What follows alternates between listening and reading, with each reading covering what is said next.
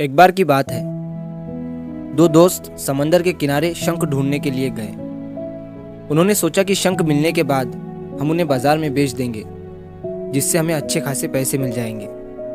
तो जब वो दोनों दोस्त शंख ढूंढने के लिए गए तो एक दोस्त को शुरू में ही बड़ा शंख मिल गया। उसने अपने दोस्त को बड़ा शंख बताते हुए कहा कि अगर मैंने इस बड़े शंख को बाजार में जाकर बेचा तो मुझे बहुत सारे पैसे मिल जाएंगे। अब ये देखकर वो दूसरा दोस्त भी बड़ा शंख ढूंढने में लग गया।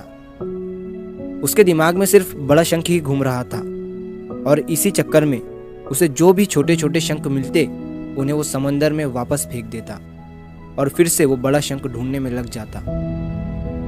अब जो पहला वाला दोस्त था जिसे बड़ा शंख मिला था, वो और भी शंख ढूंढने लगा और उसे बहुत सारे छोटे छोटे शंख भी मिल गए जिन्हें वो जमा करता है। सुबह से शाम हो जाती है लेकिन उस दूसरे दोस्त को बड़ा शंख नहीं मिलता।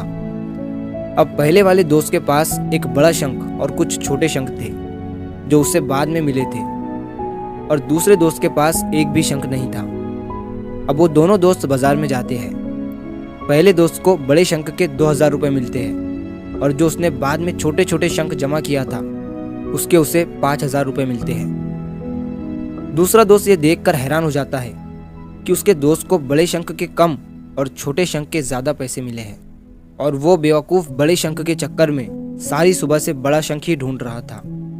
अगर वो बड़े शंख के चक्कर में ना आकर छोटे छोटे शंख ही जमा कर लेता तो उसे भी अच्छे खासे पैसे मिल जाते, लेकिन उसने छोटे शंखों को समंदर में ही फेंक दिया था।